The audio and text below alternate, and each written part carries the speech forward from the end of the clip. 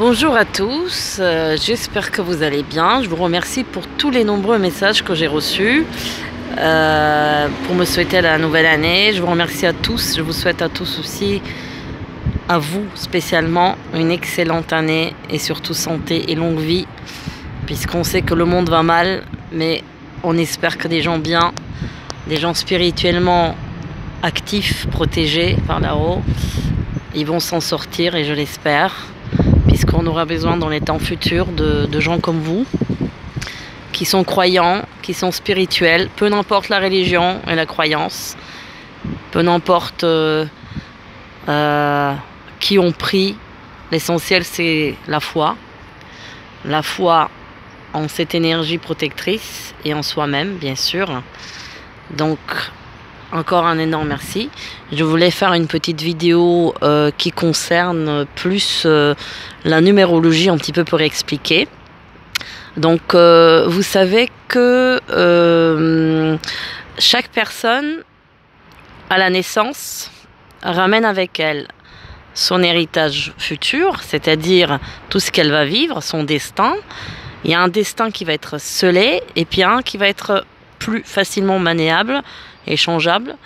Donc on peut changer et modifier certaines choses dans le destin, mais pas les grandes lignes. Donc les grandes lignes du destin, elles sont scellées déjà 40 jours avant la naissance, premièrement. Deuxièmement, vous avez donc un prénom, un nom de famille qui vont porter eux-mêmes une vibration avec ce qui comporte justement les chiffres en numérologie, puisque chaque lettre correspond à un chiffre. Et vous aurez la date de naissance qui elle aussi a une vibration et qui compte énormément pour la future vie de la personne, à savoir carrière professionnelle, vie sentimentale, santé et tout le reste. Donc, si on réfléchit bien, on peut changer un nom, on peut changer le nom de famille, donc on va modifier d'une certaine manière la destinée de la personne, mais la date de naissance, on ne peut pas la changer. Et vous avez aussi après le signe astrologique. Voilà, donc vous avez en gros 4 ou 5 choses qui vont jouer. Je vais un petit peu répéter, c'est-à-dire vous avez date de naissance qui reste inchangeable. Si on fait l'addition de la date de naissance, ça va nous donner un chiffre, donc je vais vous expliquer brièvement comment on fait. Vous avez le prénom, le nom de famille, vous avez le signe astrologique, donc du jour que vous êtes né, du mois que vous êtes né, et vous avez aussi l'ascendant, ce qui veut dire l'heure exacte de la naissance. Après, pour ceux qui sont astrologues, évidemment, l'heure, la minute près et la seconde près est très importante pour calculer le thème astral de la personne, avec les grandes lignes aussi. Maintenant, les calculs astrologiques, parfois ils peuvent se tromper, dans le sens que, oui, il y a certaines choses qui sont écrites dans la vie et qui parfois, on peut changer la destinée. Voilà, un exemple pour moi, on m'avait dit une chose dans ma vie, et en fait, c'est pas du tout ça. Donc, la vie peut régresser, malheureusement. On peut avoir un destin qui doit être hors norme, mais par certains blocages ou d'autres, qu'on se retrouve un petit peu coincé. Et puis, vous pouvez avoir des choses qu'on vous annonce et qui n'arrivent pas, ou qui d'autres arrivent, mais plus tardivement. Donc voilà, en gros, donc je vous explique maintenant le fonctionnement. Chaque lettre en fait correspond à un chiffre, évidemment, en français, donc on commence par la lettre A, évidemment. Donc la lettre A va correspondre au chiffre 1, la lettre B va correspondre au chiffre 2, ainsi de suite. Voilà. Donc, par exemple, si on a un prénom, Anna par exemple, A, donc ça va porter le chiffre 1. N, ça va être donc 14. Et A, ça va être 1. Donc le 14, forcément, quand c'est deux chiffres à la fois, on les multiplie. Donc 14, ça fait 1 et 4, 5. Plus le 1 de A. D'accord? Donc ça fait 5, 6 et encore un 1, 7. Donc le nom, le prénom Anna va correspondre donc à ce nombre-là. Donc on répète encore une fois. La lettre A correspond à 1. La lettre N en français en tous les cas correspond au chiffre donc 14. 4 et 1 ça fait 5. Forcément on additionne quand il y a deux chiffres. Donc 5 1 ça fait 6 plus 1 de A ça fait 7. Donc Ça, c'est une des choses. Pour comprendre les dates de naissance et additionner, par exemple, on va donner une date de naissance aléatoire. Par exemple, on est né le 10-10-2005.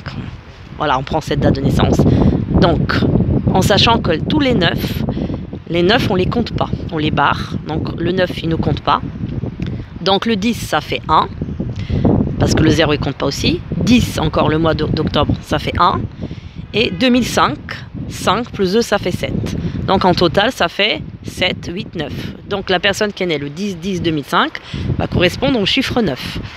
Maintenant, quelqu'un qui est né en 1900, par exemple 30, le 9, on a dit qu'il ne compte pas. Donc, on va additionner 1 plus 3, ça fait 4. Voilà. Donc, à savoir que dans une date de naissance, on additionne donc le jour de naissance. Par exemple, le 17, ça fait 7 et 1, 8. Le mois, par exemple, le 10, donc ça reste 1. Et l'année, par exemple, 1930, comme on a dit, 3 et 1, 4. Voilà. Et donc, on additionne tout ça. Jour, mois et année. Et ça donne un chiffre de vie. Donc, on appelle ça le chiffre de vie. Le chiffre de vie correspond à la personnalité, la personne, comment elle va être dans toute sa vie. Donc, ce chiffre-là, on ne peut pas le changer. On ne peut pas changer la date de naissance. On peut changer le prénom, on peut changer les lettres dans le prénom pour améliorer, on peut changer le nom, on peut changer le lieu de vie qui compte aussi. N'oubliez pas que chaque pays et chaque ville a aussi une résonance énergétique et aussi la France par exemple, me semble-t-il, est lion en astrologie, si je ne me trompe pas. Donc chaque pays a aussi une vibration. Donc par exemple, il y a des gens qui ne se sentent pas bien dans tel ou tel pays, puisque ça ne correspond pas à leur vibration et à leur signe astrologique. Voilà. Donc encore une fois, la date de naissance ne peut pas être changée. Un prénom, un lieu de vie, un nom de famille, oui. Voilà. Le signe astrologique aussi, on ne peut pas le changer, ainsi qu'à l'ascendant qui correspond à votre heure de naissance. Alors, on va prendre un exemple par exemple. Voilà une personne qui a un chiffre de vie 9. Qu'est-ce que ça veut dire? Vous avez des chiffres de 1 qui vont de 1 à 9 en numérologie. Et vous avez deux chiffres supplémentaires qui sont le 11 et le 22, qui sont à part. Et chaque chiffre correspond à un statut de vie différent. Donc celui qui va être chiffre de vie 1, il va être tout à fait différent de celui qui va être chiffre de vie 9, évidemment. Maintenant, ce que j'ai oublié de dire, c'est que aussi, tous les ans, vous allez avoir un chiffre de vie qui change en fonction de l'année. On calcule l'année plus votre date de naissance, de jour et de mois. Par exemple, on va donner le même exemple. La personne qui est née le 10-10-2005, pour calculer quel chiffre de l'année elle sera, on va mettre donc l'année 2018. Donc 2018, ça fait 2 plus 1, ça fait 3. Et le 8 de 2018, ça fait 11. Le chiffre 11, on va faire 1 et 1, 2. Et la personne est née le 10-10, ça fait 2 plus 3 plus 1, ça fait 4. Donc la personne va être numéro 4 en année 2018, puisqu'on ne compte pas l'année de naissance. Voilà, on compte juste le jour et le mois, plus l'année civile. Voilà. Maintenant, à savoir que chaque mois, on peut avoir évidemment un chiffre différent, ainsi que chaque jour. Alors, pour calculer par exemple le mois, par exemple, cette année, je suis chiffre 4, voilà. 4 plus le mois de janvier, qui est 1, ça fait 5. Ainsi de suite, février. Donc, ça fait 6, 7, 8, 9, 10, ainsi de suite. Et le 10, évidemment, il n'y a pas, ça revient à 1, 2, 3. Voilà. Après, pour calculer le jour, pareil, très simple. Par exemple, on est le 22. Ce mois-ci, je suis chiffre 4 et on est le 22. Donc, on fait 2 et 2 du 22, ça fait 4, plus 4, ça fait 8. Donc, ce jour-ci, on est 8. Vous voyez? Donc, chaque jour est propice aussi. Le chiffre qui va correspondre au jour va porter soit sa chance, soit sa malchance. Il y a des chiffres propices, il y a d'autres qui ne sont pas propices. Il y a des chiffres propices plus par rapport à une personnalité. Voilà, moi personnellement, je suis chiffre 9 de naissance, qui est propice à la voyance, à tout ce qui est vise antérieure, et beaucoup d'épreuves d'ailleurs. Bon, c'est comme ça, les voyants, c'est comme ça. Mais en tout cas, le 9 est propice à une médiumnité, à une sensibilité et l'altruisme, Donc c'est vrai que les chiffres 9, ils souffrent beaucoup dans leur vie puisqu'ils donnent beaucoup mais ils ne reçoivent pas assez. Voilà.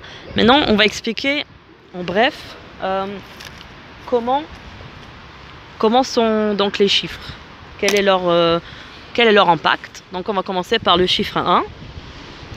Donc le chiffre 1, les gens qui sont nés en chiffre 1, c'est des gens assez individualistes, travailleurs, motivés, mais très solitaires.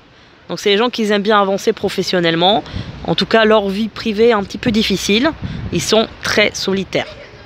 Alors le chiffre 2, évidemment le 2, comme ça indique le 2, il y a une dualité entre la personnalité. Donc c'est une personne qui va avoir un petit peu du mal à avancer, qui va être souvent entre deux chemins. C'est vrai que le 2, parfois, il peut freiner. Le 3, les gens qui sont nés et qui ont le chiffre 3 de vie, c'est des gens qui aiment bien s'amuser, qui aiment bien en tout cas la bonne compagnie. C'est un chiffre très spirituel. J'ai oublié de dire aussi que vous avez des chiffres pairs et impaires évidemment. Le chiffre 1 commence, qui est un chiffre impair, ainsi de suite, 2 pairs, 3 impairs et ainsi de suite. Alors on va avoir plus de affinité quand on est un chiffre impair avec un autre chiffre impair. On est bien d'accord. Voilà. Il y a des chiffres par exemple qui se comprennent très bien. C'est le 3, 7 et 9 par exemple. Voilà, vous voyez, des chiffres impairs. Voyez, les chiffres pairs vont se comprendre mieux, 2 et 4 et 6. Voyez. Alors on continue. Le chiffre 4, c'est des grands bosseurs. C'est des gens qui arrivent très très bien professionnellement. Ils ont une vie très stable. C'est des gens carrés. Et en tout cas, ils ont une bonne possibilité d'avoir de l'argent. Le chiffre 5 est celui qui est un des grands aventuriers des chiffres. C'est un très bon chiffre qui a beaucoup de bénédictions sur lui, qui est aventurier évidemment, qui aime bien le changement, qui est sentimentalement pas très stable. Il est poussé à beaucoup de changements dans sa vie, à des voyages. Voilà, mais en tout cas c'est un artiste en général. C'est quelqu'un qui bouge, qui fait beaucoup de choses différentes. En fait, il n'y a pas de stabilité. Le chiffre 6 est un chiffre qui correspond beaucoup aux gens qui sont des pères ou des mères de famille, très investis. C'est un chiffre très protecteur, très maternel, très famille. Voilà, c'est des gens généreux et stables en général. Le chiffre 7, ce sont des gens mystiques, des gens qui sont renfermés en eux, qui ont beaucoup de possibilités, qui sont très intelligents mais très renfermés, très à part. Le 7 est un chiffre, vous savez, un des chiffres les plus spirituels, qui correspond aux 7 jours de la semaine, aux 7 jours de la semaine et aux 7 notes de la musique. Il y a plein d'autres éléments du 7, je ne vais pas les citer. Donc c'est un être qui est pur, mais qui est mal compris et qui se met un petit peu à part des gens. Il est aussi clairvoyant, n'oublions pas. Le 8, quelqu'un qui a beaucoup de personnalité, de possibilités financières, quelqu'un qui peut gagner des millions, quelqu'un qui peut avoir une carrière fantastique. Alors c'est un chiffre très très bien. Des gens du 8, ils ont en général une très bonne vie et pas beaucoup d'épreuves. Maintenant, si dans la date de naissance vous avez 2-8 par exemple, avec votre chiffre de vie 8, ça peut dire la prison. Donc je crois que c'était Bernard Tapie, je ne sais plus, mais en tout cas, je ne sais plus, j'ai pas sa date de naissance ici, mais il me semblait que lui, il avait 2-8 ou 3-8 dans sa date de naissance. Donc c'est énormément d'argent, mais aussi la prison. Parce qu'il y a la fermeture de 4. Vous avez 2 x 4, donc c'est 2 x 4 murs. Voilà. Le chiffre 9, moi-même, je suis une chiffre 9. Beaucoup d'épreuves. On commence par les épreuves. Une énorme sensibilité médiumnique. Très grand altruisme. Alors, qui est chiffre 9 par exemple, des personnalités? C'est Brigitte Bardot, voilà, tout ce qu'elle fait pour les animaux. Là en tête, je ne sais plus qui est chiffre 9 encore, mais il y en a pas mal de monde. Des gens aussi en compris, pas mal en compris, mais bon, qui ont beaucoup de possibilités, mais ils sont souvent freinés par leur karma, on va dire, puisqu'ils ont... En fait, ce sont de très vieilles âmes, les chiffres 9. Donc elles sont un petit peu... elles sont là depuis longtemps, mais comme moi personnellement, je n'adhère pas à la vie moderne. Franchement, je n'adhère pas du tout. Voilà, je suis un peu à l'ancienne. Après, vous avez les 11 et 22. Donc, quelqu'un qui est chiffre 2, si on additionne bien sa date de naissance et que à la fin de la date de naissance, on a 11, il y a certains avis qui disent que 11 et 22, ce sont des chiffres à part. Ce sont des chiffres qu'on appelle des chiffres royaux. Donc là, je vais pas m'étaler sur le 11 et le 22. Mais en tout cas, si vous additionnez votre date de naissance et que vous trouvez 11 ou 22, donc on garde ce chiffre-là. On peut dire que 22, ça fait 4, évidemment, et le 11, ça fait 2. Mais il y a des avis différents. Maintenant, il y a un autre avis qui dit qu'évidemment, le changement de la nouvelle année civile, on change de numérologie. Par exemple, vous avez été 9 l'année 2017. Tout de suite, quand l'année 2018 arrive, vous êtes passé en chiffre 1. Alors, c'est quoi le 9? C'est quoi le 1? Le 1, c'est un nouveau-né, par exemple. C'est le chiffre qui est le chiffre de renouvellement, la nouveauté, mais il est le bébé, en fait, de la chaîne de 9. Et le 9, c'est celui qui est le plus âgé, quoi. Quand vous passez de 9 à 1, ça veut dire que vous changez de vie, que vous allez vous renouveler. Le chiffre 9, par exemple, quand vous êtes en année 9, c'est pas pour tout le monde valable. Moi-même qui ai 9, j'ai eu des années 9 terribles et j'ai eu des années 9 moins dures. Donc ça aussi, ça dépend. Mais quand vous avez une année 9 et que vous êtes chiffre de vie 9, c'est beaucoup d'épreuves, beaucoup de changements dans la vie, des cassures, des ruptures, peut-être si vous travaillez, vous allez perdre votre travail. Enfin, en tout cas, on se débarrasse de tout ce qui est ancien et on commence une nouvelle vie pour arriver au chiffre 1. Donc chaque année, on change de chiffre. Donc si vous êtes en année 1 en 2018, en 2019, vous serez 2. Maintenant, il y a des avis qui disent que le chiffre de vie est plus fort à partir de la date de votre anniversaire. Il y en a qui disent que ça commence avec l'année civile. Donc par exemple, vous êtes né au mois de mars, donc au mois de mars. Au mois de janvier, on est passé donc à l'année 2018 et vous êtes en chiffre de vie 1. Mais il y en a qui disent que votre chiffre de vie commencera que à partir de votre anniversaire. En tout cas, c'est là qu'il sera ressenti le plus fortement possible. Voilà. Ensuite, on a tout ce cycle d'années qui correspond, donc, comme je vous ai expliqué, à des changements de statut. 1, 2, 3, 4. Par exemple, si on se marie, on ne va pas choisir une année 9. Parce que ça va être une galère. On ne va pas choisir une année 7. Parce que ça va être un couple très fermé. On ne va pas choisir l'année 5. Parce que si on est dans l'année 5, c'est que le mariage ne tiendra pas. Ça va être... tout le monde va aller à droite et à gauche. Maintenant, pour un couple, parfois, il y a des problèmes puisque vous avez un qui est chiffre, admettons, 1 et un qui est chiffre 2. Alors ça, c'est terrible. Parce que... ou bien l'année des deux personnes, ils se chevauchent. L'un, il va être en année 8, l'autre, il va être en année 9. Donc ça, c'est terrible. C'est terrible. Je l'ai vécu moi-même et c'est pas bon. C'est pas bon parce qu'il n'y a pas d'osmose entre les deux personnes. Et c'est très, très, très compliqué à harmoniser. Ce qui est bien, c'est que l'une personne, par exemple, comme je vous expliquais, que les deux soient, peu n'importe les chiffres qu'ils ont, mais au moins que leurs années ils soient en chiffres en pair ou pair, tous les deux. Ça, c'est bien. Voilà, si tous les deux sont par exemple 9, c'est qu'ils sont tous les deux des grands médiums et qu'ils sont complètement dans l'art, dans la culture, dans voilà. S'il y a un qui est 9 et l'autre il est 1, ça risque d'être un peu compliqué. Hein, c'est-à-dire que l'un il va avoir des visions différentes de l'autre. Voilà. Alors je crois que j'ai oublié quelque chose, mais je me rappelle plus ce que je voulais dire. Bon, après vous avez donc, on fera une autre vidéo pour les signes astrologiques, mais en tous les cas, s'il y a des questions, je vais essayer de traiter. J'ai pas beaucoup de temps en ce moment, mais voilà, c'est très important. En tout cas, la numérologie, elle a un impact finalement très important pour les événements qui arrivent aussi. Hein.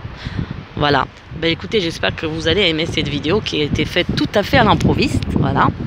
Et je vous dis à très bientôt.